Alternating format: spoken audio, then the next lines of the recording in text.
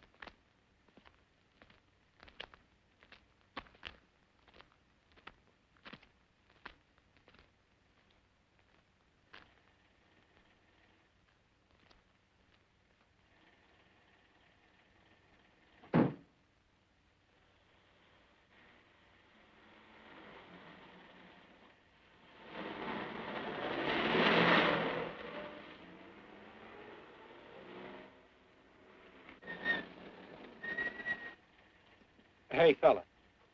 Come here. What were you doing back at that radio shop? Just looking. I was on my way home. Live around here? Yeah, a couple blocks down. Let me see some identification. Sure. Yeah, I guess I forgot my wallet. Look, lad, I've got to see some identification. How about my Army discharge? I got it right here.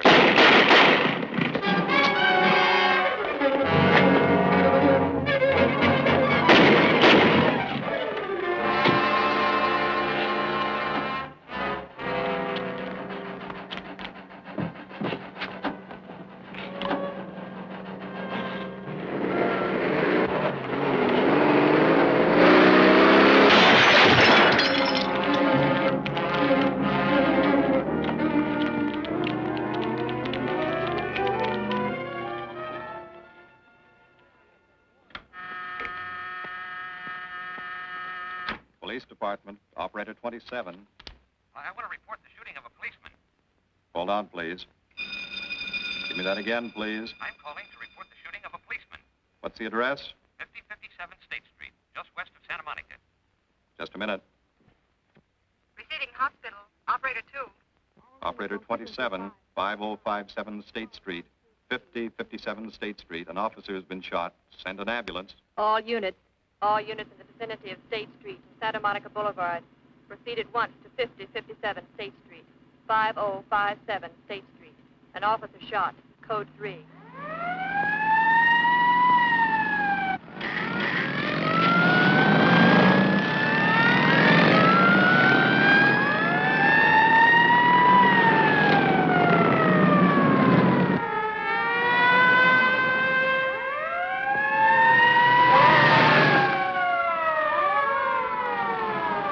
ADK to Control 1.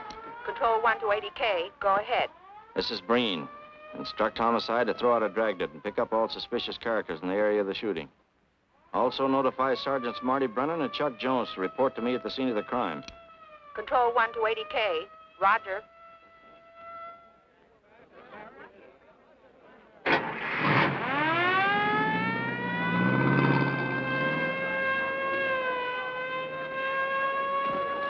I see. Well, what have you got so far? Well, not much, Captain Breen. A couple of cartridge casings. Oh, Marty, Chuck. Hi, Cap. Eyewitnesses? Who was first on the scene, reported it? I was. I live here. I'm a light sleeper, but my hearing is good. And my Did cat... the officer say anything before he collapsed? Yeah, he gave All a description of the fella. On He the was... shooting of the officer. Suspect is a white male American, age 26 or 7, 5 feet 10 or 11, 155 to 165 pounds, brown hair, regular features, pencil mustache. Repeat broadcast. All units. Is that about it? Yes, sir, exactly. And the officer kept saying, he looked like such a nice kid. He looked like such a nice kid. As if he couldn't believe what had happened to him. I see. Is that all? Yeah. Thank you very much. Yeah, well, anything else I can do, I'd be glad to help you. We may call you. Get his name and address, will you, Bob? This door been checked, Lee? Yeah, it's okay, Captain.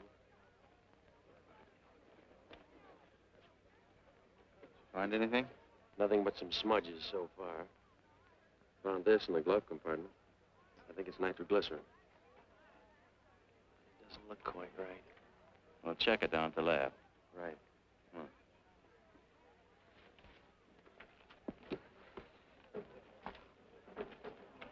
Open this up, Joe.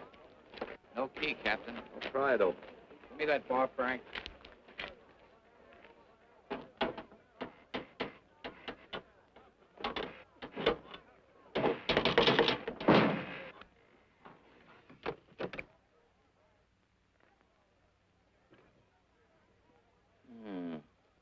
Regular arsenal.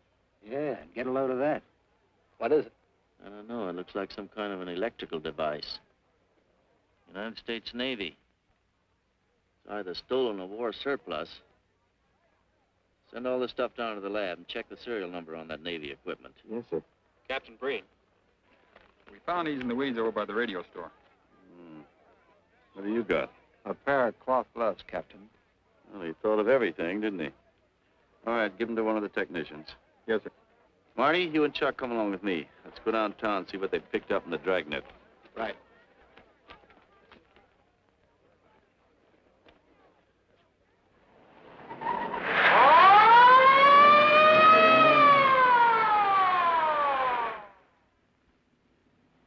You know him, Marty? Yeah. I know his wife, too. Ever since high school. Captain, I wish you'd let Chuck and me handle this case. All right. I don't want any dead heroes. I just want the man who shot Rawlins. The suspects began to arrive at headquarters in droves. The police tossed every motel and hotel and many private homes in a 4-square-mile area around the scene of the shooting. Every available radio car and patrolman and detective was out on the dragnet. The strings were being drawn tighter and tighter. Many a man returning from a date or a late party or a poker game surprisingly found himself in a squad car, its siren screaming as it brought him to the detective bureau. The dragnet gathered in some strange fish, and many ordinary ones. All the rest of that night, the detectives probed, needled, questioned, quizzed. Everything was checked. Fingerprints, names, addresses, stories. Every fish in the net was examined. Most of them thrown back into the sea, not worth keeping.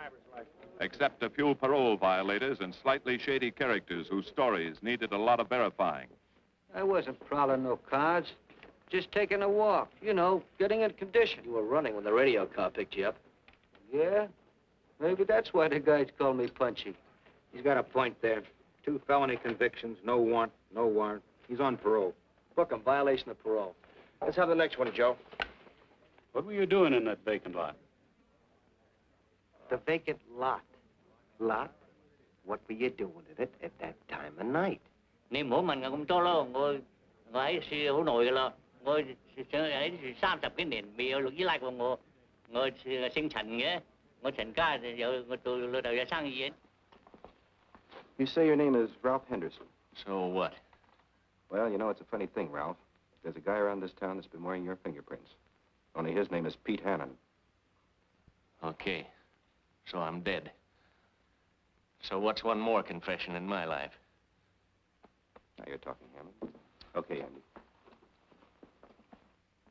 Hello, Harry. What have we got here? Oh, some robbery suspects. Candidates for San Quentin. Handsome here is the big shot. He runs the outfit. Have a gander at his record. Car theft, escape from reform school, robbery, assault with a deadly weapon. Not bad. Look at the heater we found on him.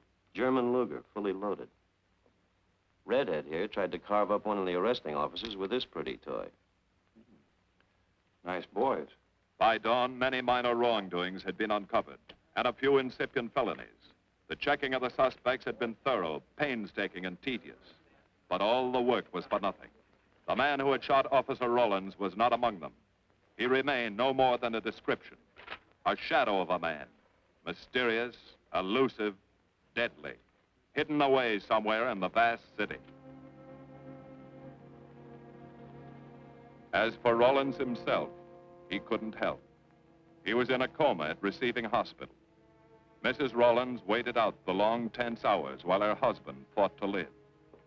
Many another officer's wife had so waited. Many another will. The word came shortly after sunup.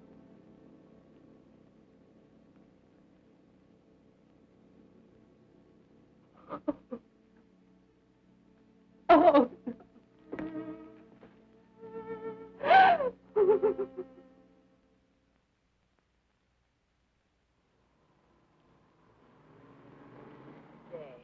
A white male American, 26 or 7, 5 feet 10 or 11, 155 to 165 pounds, brown hair, regular features, pencil mustache. This was no frightened fugitive. What went on in his mind? Why had he set his hand against his fellow men, taken the life of another, of a stranger, of a man who was merely doing his duty? He must have some plan, some goal that called for sudden death to anyone who got in his way.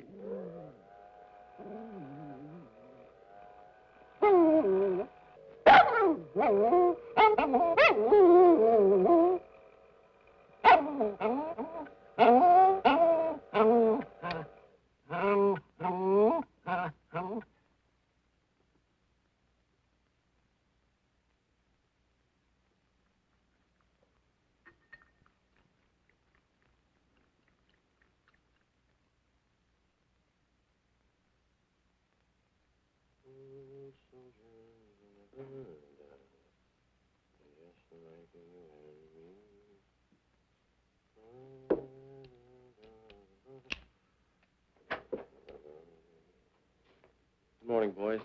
Morning, Lee. Hi, Professor. Well, I thought this was safecracker soup. You gonna drink it, I hope? I'm really a nice guy. Stick around. I'll prove it. Come over here.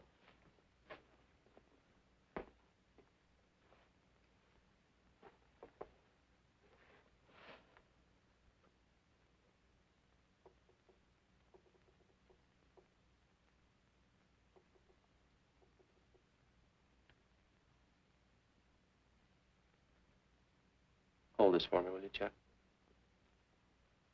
Thank you. Now, if you'll hand me that hammer, Marty. Thank you.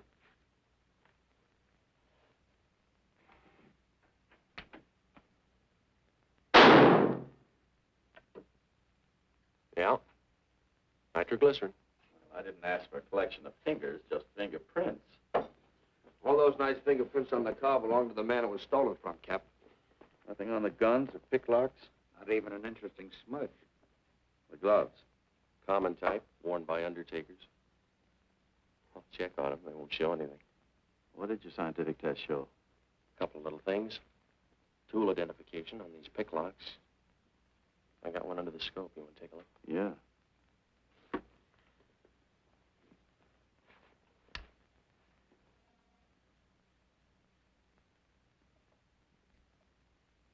Take a look. I see. Well, it seems to tie the tool up with the lock. Now, if that microscope would only tell us who did it. I'm working on that. No, only an amateur would carry that liquid dynamite in a car. This boy's no amateur. Took the precaution of desensitizing it so it'll take normal shock. Took a lot of other precautions, too. No fingerprints, no identification, nothing definite. Except he's scientific. Knows electricity. Is inventive. Yeah. I'm happy on the trigger. This is Captain Breen. Get me Captain Stevens a burglary, will you? I hate to disappoint you, Lee, but I think you've come up with something. Hello, Steve. How are you? Did your daughter's marriage come off all right? Good. Look, Steve, on those burglaries of electrical equipment lately, were there any where picklocks were used to gain entry? Good. Well, let me know if there's another report of one, will you? I've got an idea the Rawlins killer may be tied in with those. Fine. And give my regards to the newlyweds, too. So long, Steve. Well, what are you waiting for? You've got a job, haven't you? Get going. Yeah, let's go, Junior. Hold this for me, will you, Lee? Thanks. And so, with no fingerprints and only a vague description to go by, Sergeant Brennan turned to the modus operandi file. A criminal, like any human being, has his own habit patterns, unconscious traits that can lead to his downfall.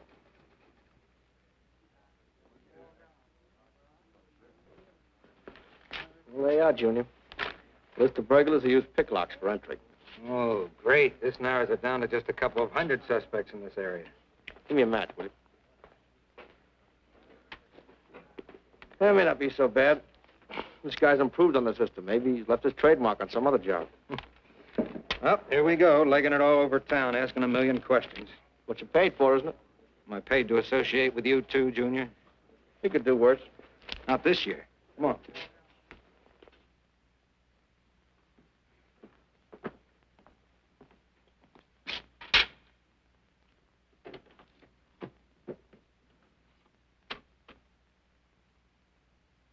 Car 12, car 12, in the 10,000 block on Mississippi. A 394-15 disturbance.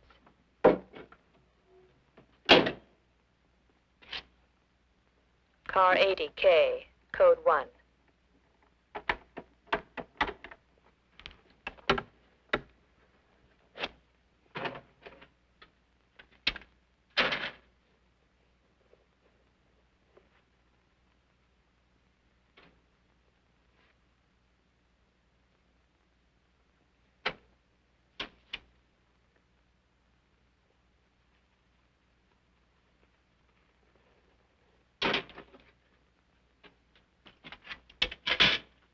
All units, on the broadcast of the suspect arrested in the shooting of Patrolman Rawlins.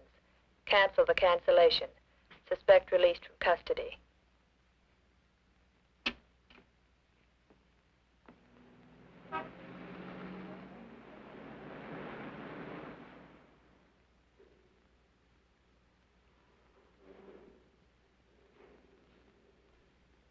Oh, hello, Mr. Martin. You find Mr. Reeves in the machine shop.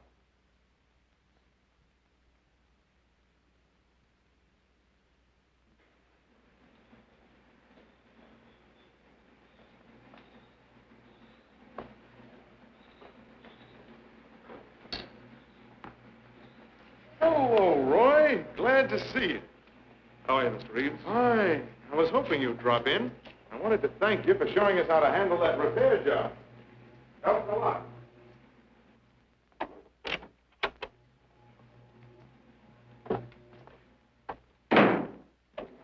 Oh, what have we got this time?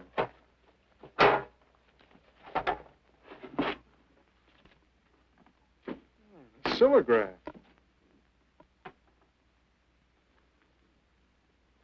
Well, there are plenty of these around, Roy. Not like this one. Yes, I see. I suppose, as usual, you've added your own improvements. You know, it seems wrong that a man of your talents should bother consigning equipment for rental. I'd like to see you devote yourself entirely to experimental electronics. It'll come one day. I'll have a place like this. Well, why wait? I've got a pretty good setup here.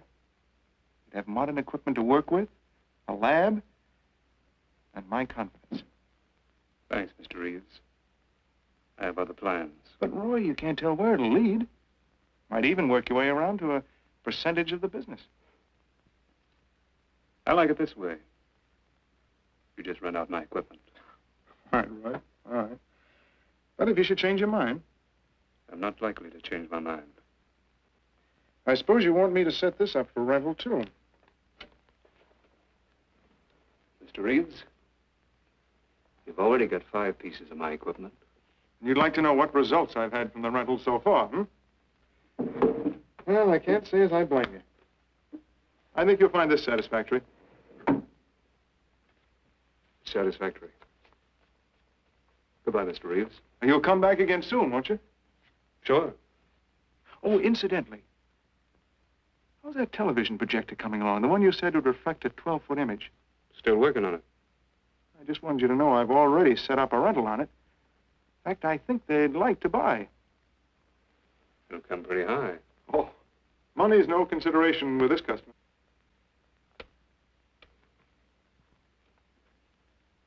Tell him he can pick it up tomorrow. I thought you said it wasn't finished yet. It'll be finished.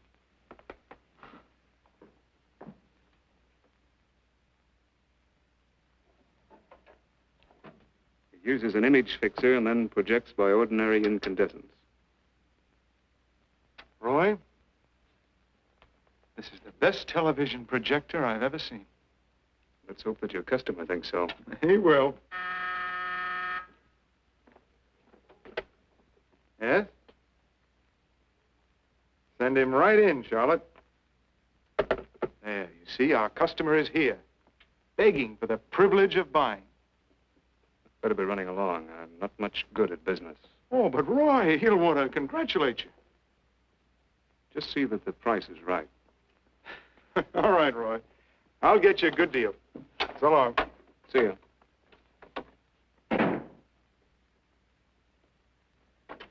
Well, Mr. Dunning, come in. Isn't it a beauty?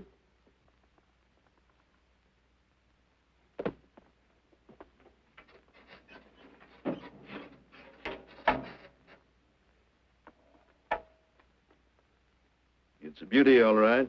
You like it? I certainly do like it. You see, it's mine. What do you mean? Let me have the police. I built it.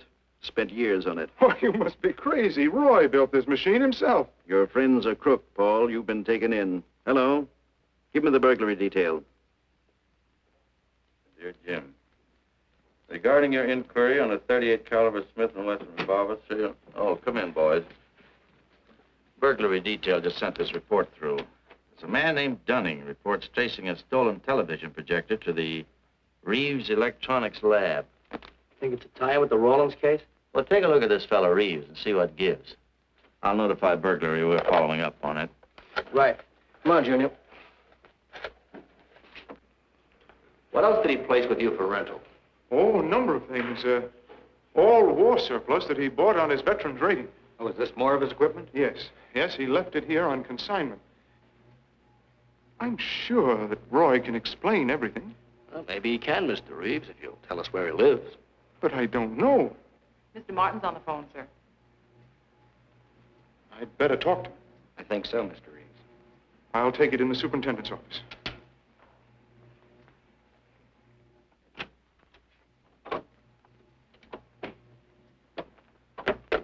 Tell him that you sold the set, and his money's waiting for him here. Find out what time he's coming by. Put Mr. Martin on.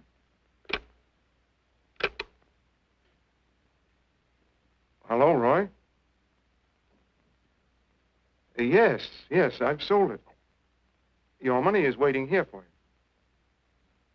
you. Yes, I'll be working late tonight. What time will you be by? First thing in the morning. Well, maybe you better come in tonight, Roy. A couple of things I want cleared up. Like what? Oh, technical things. Besides, I don't like to leave the money in the plant overnight. How about 8:30? Fine. I'll see you then. I'll leave the front door unlocked.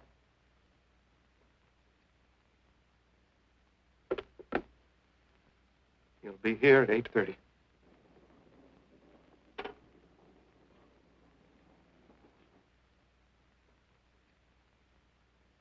Well, I'll just run along home and get some dinner. We'd like you to stay too, Mr. Reeves. Why? For company. You want to cooperate, don't you, Mr. Reeves? Certainly. Good. Now, you just wait in your office. We'll be around. Very well. This way, gentlemen.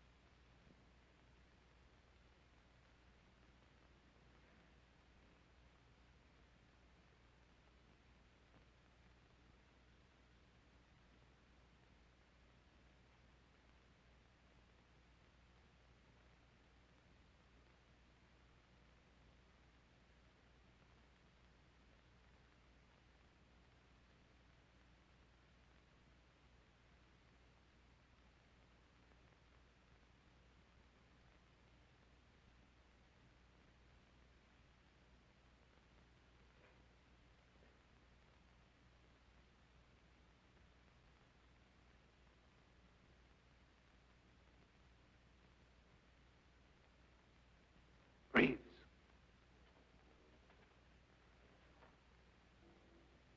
that you, Roy?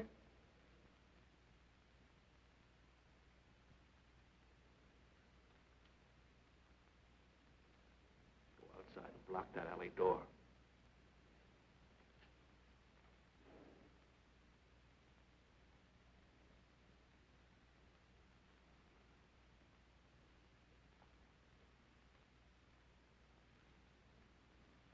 Where are you, Roy?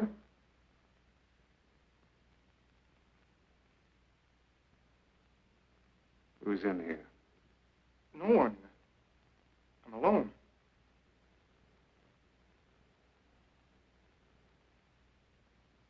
Come on in. I've got your money for you. Bring it out here. All right. Just a minute.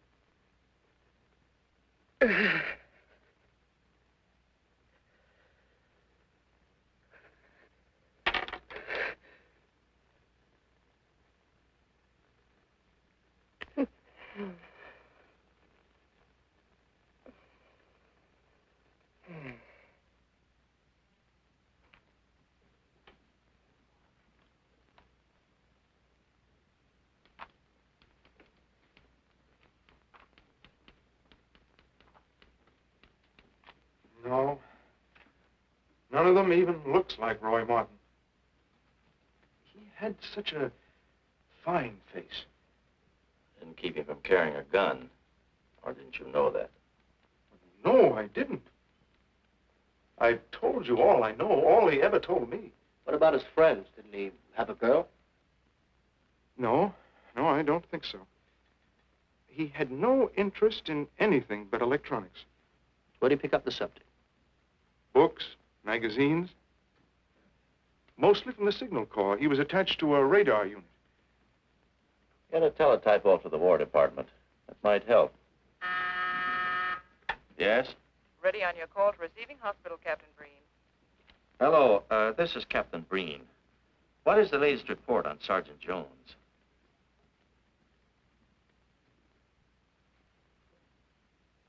I see. Well, let me know if there's any change, will you? Thanks. Chuck's in pretty bad shape, Marty. He's paralyzed. May never walk again.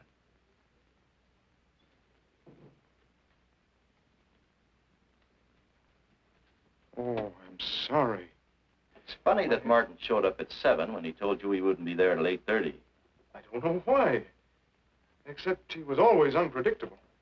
I'll tell you why. Because you warned him. That's why he came early. That's why he came in the back way. But you heard me tell him the front door would be open. And the key didn't let him in the back way? He must have had one made. Why don't you tell us the truth? Marty.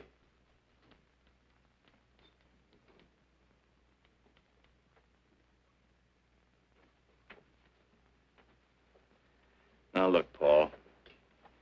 You can make it a lot easier for us to believe your story if you'll just give us some facts.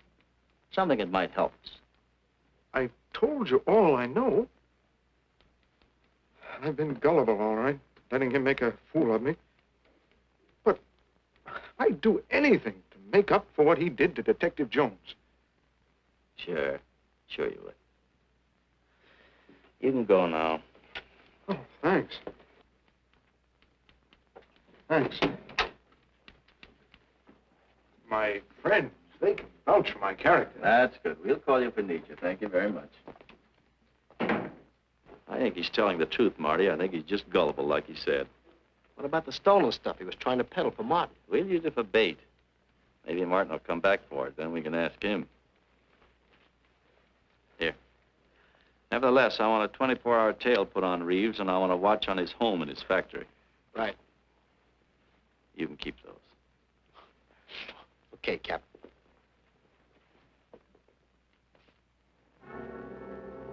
And now the killer changed his tactics, his modus operandi. It would baffle the police. They always expected burglars to remain burglars, not go in for stick-ups. They'd never tie this up with him. So wearing a variety of disguises, coming and going like a shadow, ready to kill if cornered, he struck the bottle stores in a one-man blitz that had the robbery detail dizzy.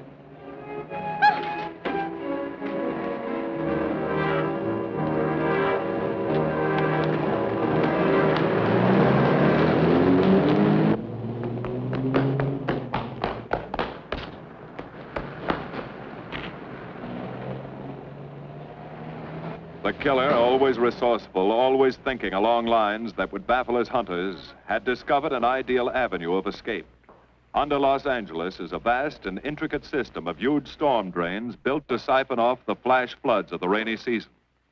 Many of the tunnels are large enough for 2 cars to drive abreast. Here were 700 miles of hidden highways, ideal for the use of someone who needed to hurry from place to place without being seen. Ideal as a hiding place for guns and supplies in case of emergency. What is it, Lee? Well, the reason I ask you to come over is I think I've hit on something. An identification? No, not quite, but a tie-up. Now, These are the shells from the gun that killed Rawlins. These were fired in the liquor store holdup in which the bandit got away. And these were fired at Chuck. Now, as you know, every ejector, even in guns of the same model and caliber, is different. Each one leaves its own markings on the cartridge casing. Now, look at these fine striations. This deep gouge. The same on all three.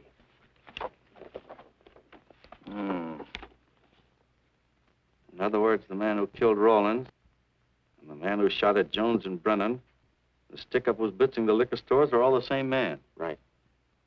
All we need to know is what that man looks like. Get me Chandler in robbery, will you? I've got an idea about that. Also, it'll give us a chance to see if Reeves is on the level with us. Steve, Breen, about those blitz holdups you're on. Round up all the victims and have them down here tonight, will you? Oh, it's just a little scheme. Thanks, Steve. That's good. Now sketch another one of the same type, only this time thin it out a little, huh? All right. Hi, Lee. How's it coming? Be ready for tonight? We'll be ready. Think it'll work? It should. Where'd you get the idea? From a kidnapping case in Chicago. But I thought these slides might be an improvement over the method they used. Could be. Captain thinks so. Good evening, ladies and gentlemen. May I have your attention for a moment, please? You've all been asked to sit in on a little experiment tonight. We're going to try to build a picture of a face. A face of a man who's cunning, resourceful, and deadly. He's a man who killed a police officer. Now, some of you he held up at the point of a gun. You may have seen his face, remembered something about it. And we want you to tell us exactly what you remembered. Whether it's his hair, eyes, nose, or mouth. And we're going to try to put those pieces together so that they add up into a picture of the face of the man we want. Now, you can see how we're depending on you. Lights? Now, first, we're going to concentrate on the type of hair our man had. And if the picture looks anything like his hair, I want you to speak right up. All right, the first slide, Lee.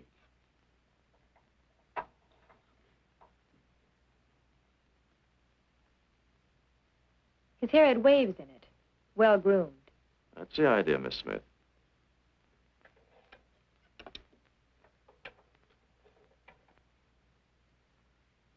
Is that any closer? No, it was parted on the side.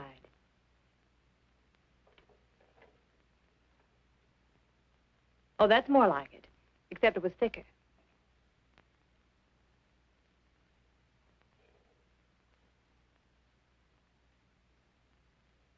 Oh, that's very close. Yes, that's the way his forehead looked. It was broad and high. All right, hold that slide. On the next series of slides, we'll take into account his eyes.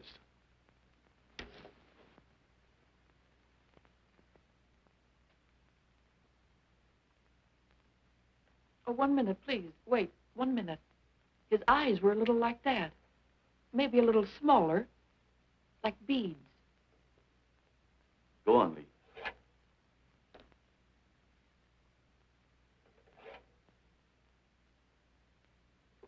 Now you've got it.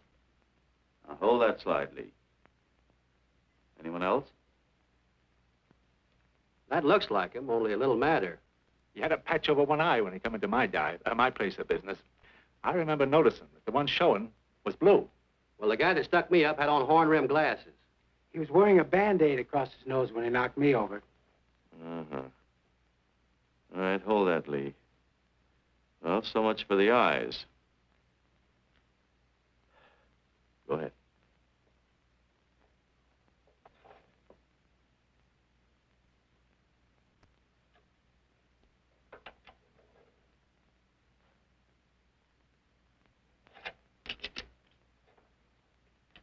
Señor Capitán. Yes, Miss Montalvo? Ay, ¿cómo se dice en inglés? A sus órdenes, señorita. Ah, qué bien. En este bandido, la nariz fue chata, como aquella, pero un poco más chata y más ancha. Like that, Captain, but more snubbed, wider. Try another one, Lee. Como aquella. Casi la misma. She says that's about it. Thank you very much, Miss Montalvo. Get Reeves. Any more comments? That's pretty close, all right. Pretty close. Perfect. All right, now we'll start on the mouth and chin. The next series, Lee. I think his lower lip stuck out more. The mouth was thin and mean, like it never laughed. Go ahead. Something like that, but thicker lips. There. That's it. That's him. All right, now hold that right there, Lee. Oh, come in, Mr. Reeves. Good evening, Captain. Did you ever see that face before? Why, it's Roy. Except for the hair being a little lighter and the eyebrows heavier. It's Roy. You're sure? I'm positive I'd know him anywhere. Lee, I want a retouched photograph. Now lighten the hair and give more body to the eyebrows. Right. Lights. That's all. Thank you very much. You've been a great help. It's positively amazing how you found out what he looks like. Well, we're looking for an amazing criminal, Mrs. Johnson. Thank you and good night. Good night, Captain. And so the face of the unknown killer, built up from fragments of evidence, was sent out all over the country. To chiefs of police, to sheriffs, to county constables and county jailers, to the wardens of prisons, to all postmasters and postal inspectors, to the agents of the Treasury Department, to the FBI. They showed that picture to the inmates of jails and prisons, to men with a wide acquaintance among the cat burglars and the violence boys. Informers and conmen and sharpshooters were quizzed, those on the fringe of crime and those deep in the rackets. Many wanted to help. Nobody could. No one in the underworld recognized that mysterious face. He was as unknown as if he had lived in the 16th century.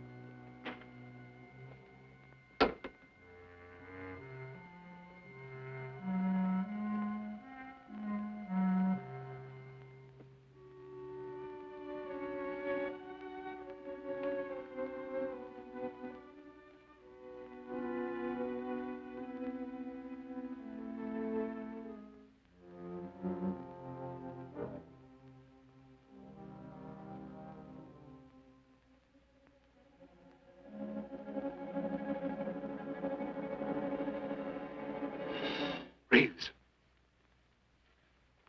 Roy. Listen carefully, Reeves. Control yourself. I know you're alone in the house. Act like you're alone.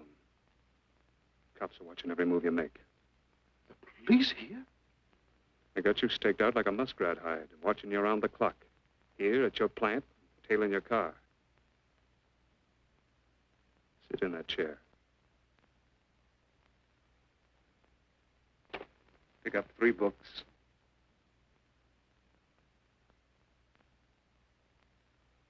Don't look up and don't answer me. All right. But glance at the books.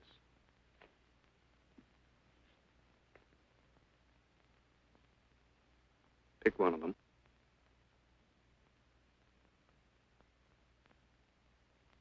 Okay. Now, that's the book you want to read before you go to bed. Now, get up and turn off the lamp.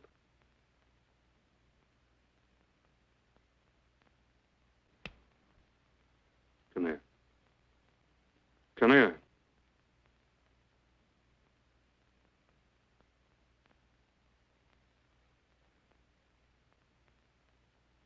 Go in the den.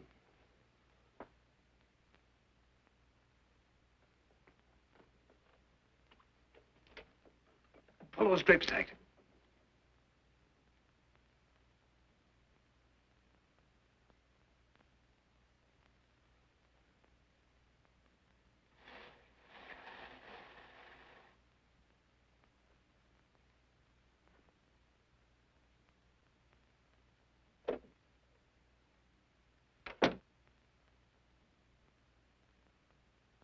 Now get away from him.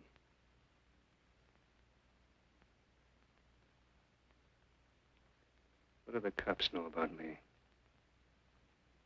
Not very much, Roy. No fingerprints. They haven't even got a picture of you. They're trying to make one.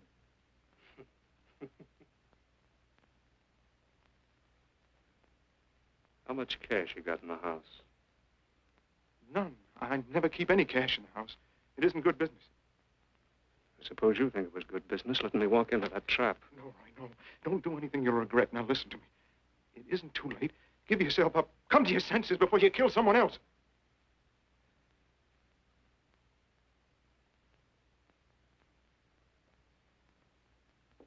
What do you mean, someone else?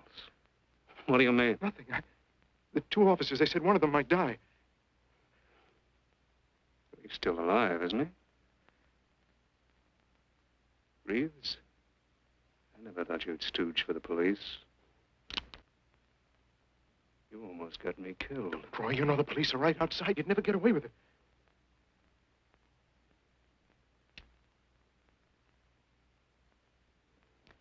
That's right. Now you're being sensible.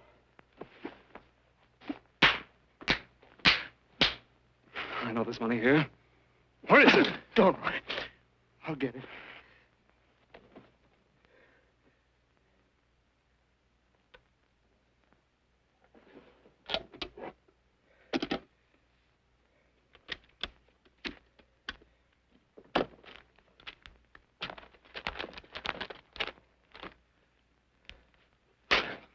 It's not enough. Stuff you've got in mind is worth thousands. I'll get more. Get it. Keep it handy. I'll be back next week, next month. But get it and have it ready. Just give me time.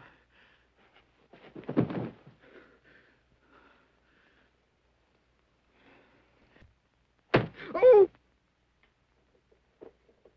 Look, I don't want policemen outside my house following me around. That's what made Roy suspicious. I'm leaving in the morning. I'm afraid I'll have to disappoint you, Paul. Unfortunately, you're our bait. I won't do it. I've done enough. Look, no one's done enough until we find this killer. I asked you to keep a sharp lookout on this house, Marty. I did. Two of the best undercover men in the department were assigned here. That didn't keep Martin from getting in. What's the matter? You tired?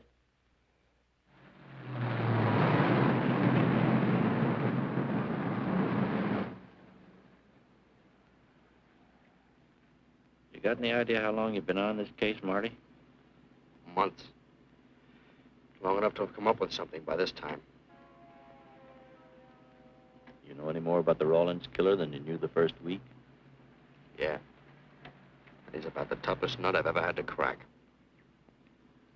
That's what I told the chief when he called me in this afternoon, wanted to know why the case hadn't been broken. Look, Captain. Rawlins was a friend of mine. So's Chuck. I've got a bigger stake in this than the chief knows. I'm doing everything I can. Well, I'm afraid it's not enough, Marty. Maybe you're too close to it to see it clearly. Maybe it needs a fresh team, a new viewpoint. I think you better take a couple of weeks off, Marty. Starting tomorrow. Anything you say, Captain.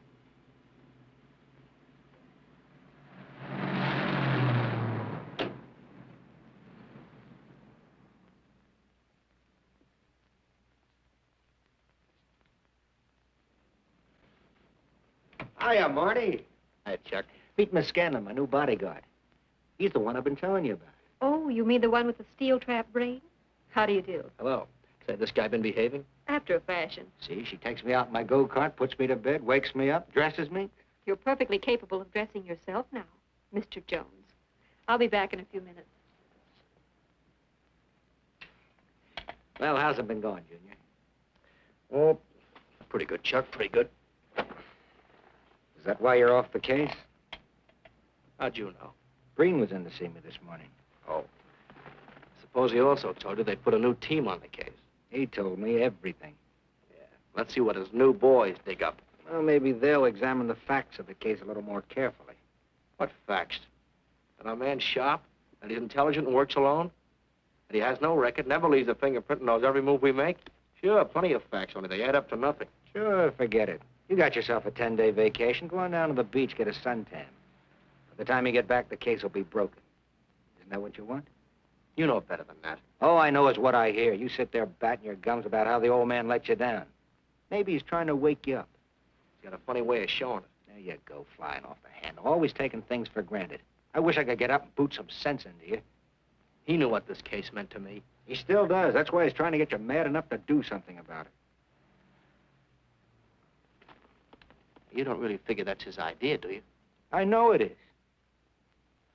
Ah, it's a tough case, Chuck. Not an angle, nothing to go on. You'd know what I meant if you were out working with me.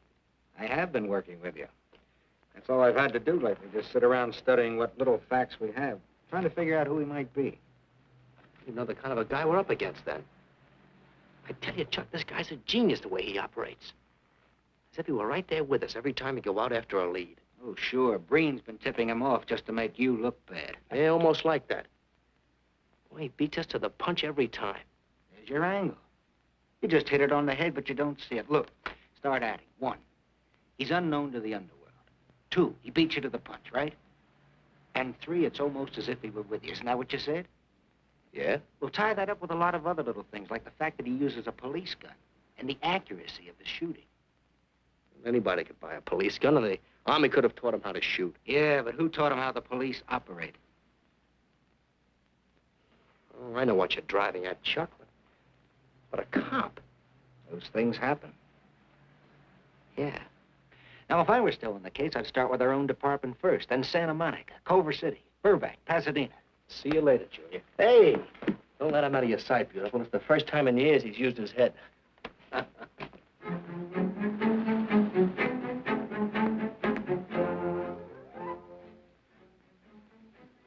But you get a print of every mug we take. We always send L.A. a copy, Sergeant. It's personnel photos I want. You mean of our boys? That's Rollins' killer, isn't it? That's right. You've checked your own department. We did that first.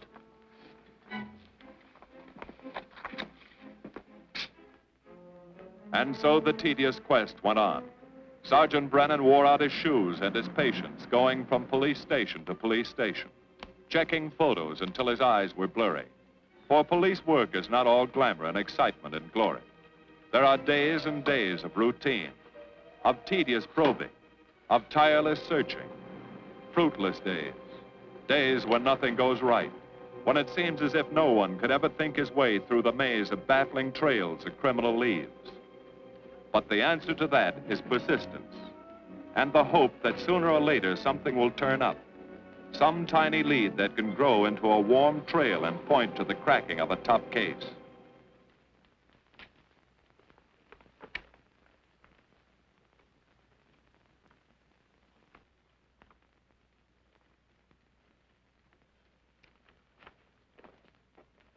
Well, that does it, boys. Can't say I'm sorry you didn't find him in here. I'd hate to think it was a cop. Doesn't seem to be anybody. Just a lot of pieces of a face that never existed. Do you mind if I see that again? Sure, frame it. Put it on your dresser. Wait a minute. He wasn't a cop. He was a radio technician right here in our dispatch office. What did you say? I'm saying he worked here in 42. Well, come on, give. I remember the kid well. He was sort of strange, never bothered with anyone in the department, just kept to himself. He was in line for promotion when he was drafted. Where was he living at the time? I don't remember. Try the dead files. He never asked for his job back after the war. I remember writing to him about it, though. He was an excellent worker. Oh, yeah, here we are. Yeah, this is it. Took a while before he answered, but like he says in the letter, he wasn't interested.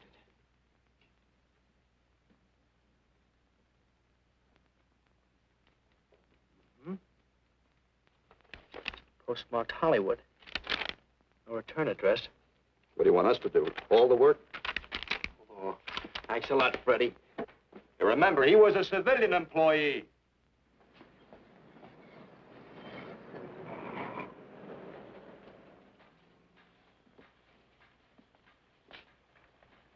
Well, how about it? Anybody recognize him? Not on my route.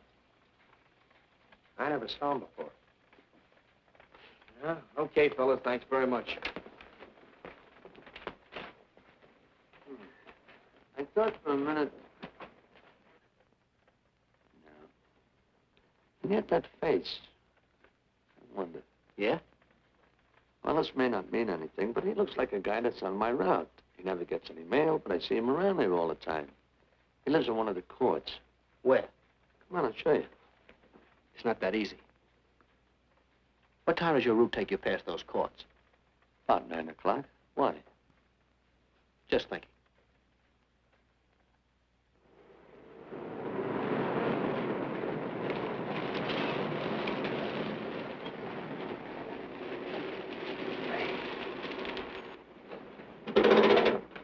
You got any chocolate milk? Sure have, buddy. Yeah. Thanks. Which apartment? Straight on back. Second in the yell. Number 7. Right. Kind of warm today, huh? Oh, it's not too bad for this time of the year.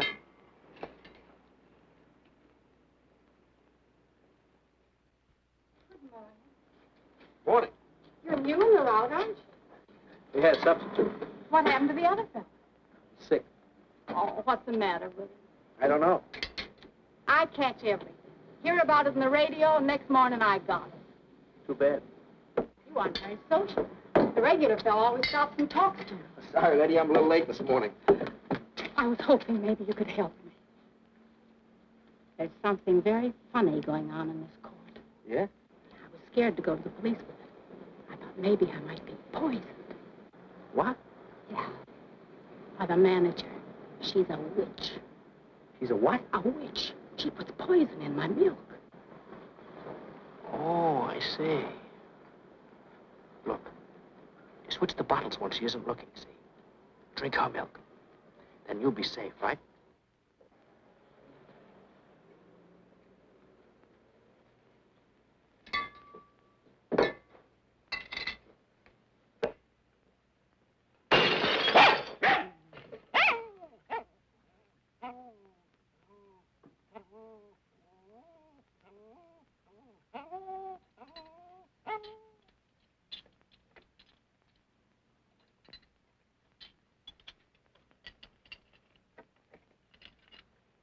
Well, I had a little accident. Got a mop, I'll clean it up. Leave it be. I'll clean it up myself. Okay, mister.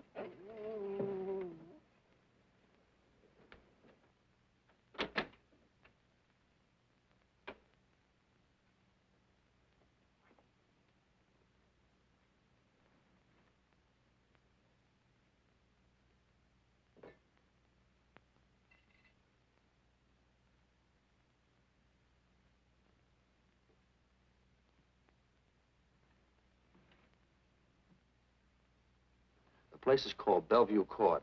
I drew this from memory, but it's pretty close. That's where he's hiding out, right there. You sure he's our man, Marty? Captain, I couldn't go wrong on that face. He's our man.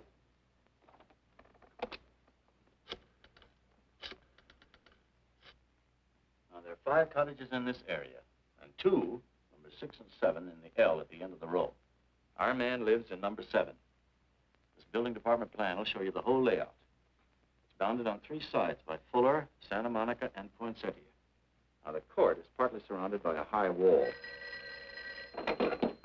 Breen, homicide. Good. You keep your eyes open until we get there. Morgan has just gone into his bungalow alone. Any questions? All right, you all have your instructions. Let's go.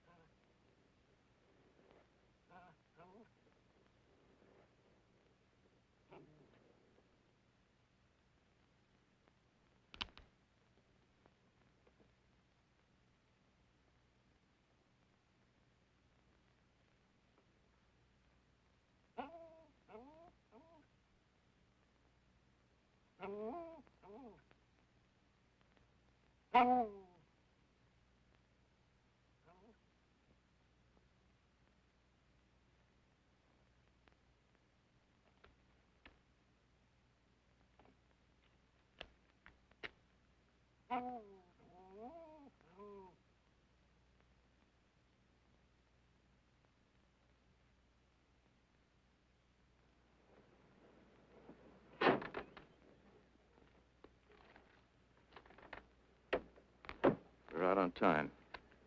Wait 5 minutes. Go around and block the side entrance. Keep your lights off.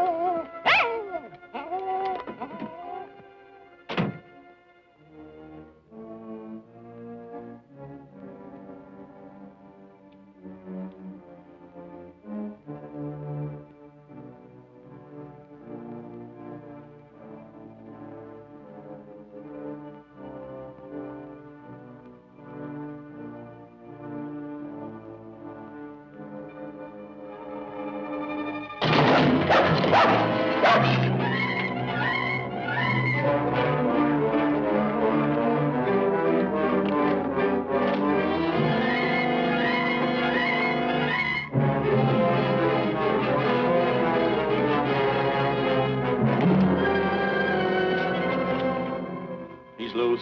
I want a radio car in a hurry.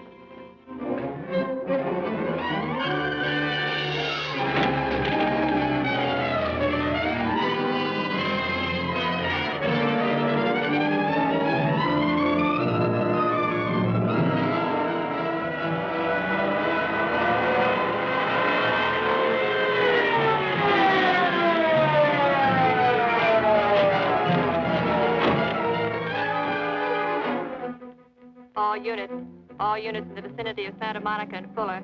The murder suspect in the Rollins killing is at large.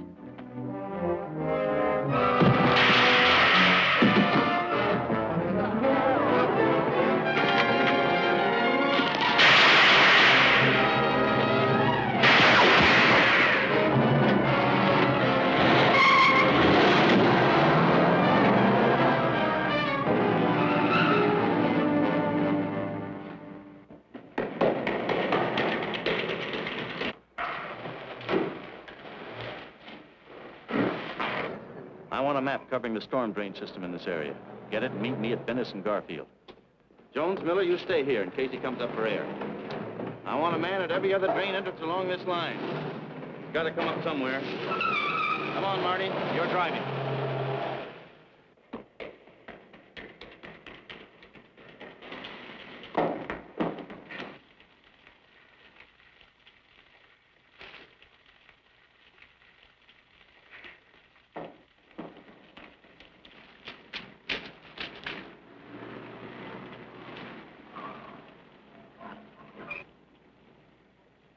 Keep this drain covered. It's liable to pop out anywhere.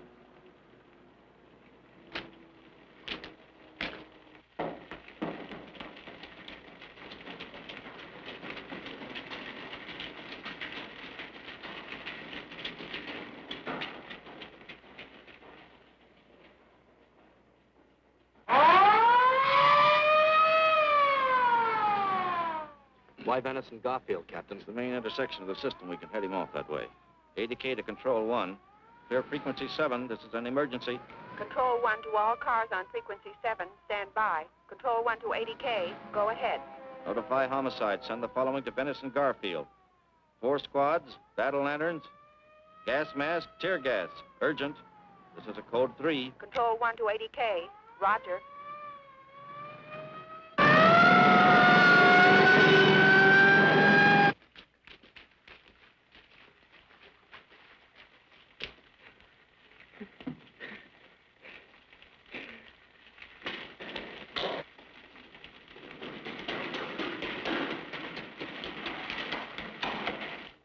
Probably head down this main drain to where it comes out at the Rio Hondo. Now, you take your squad and cover that exit. Right. Keep all spare radio cars cruising back and forth along this main street. Watch the curb inlets. We'll go in here.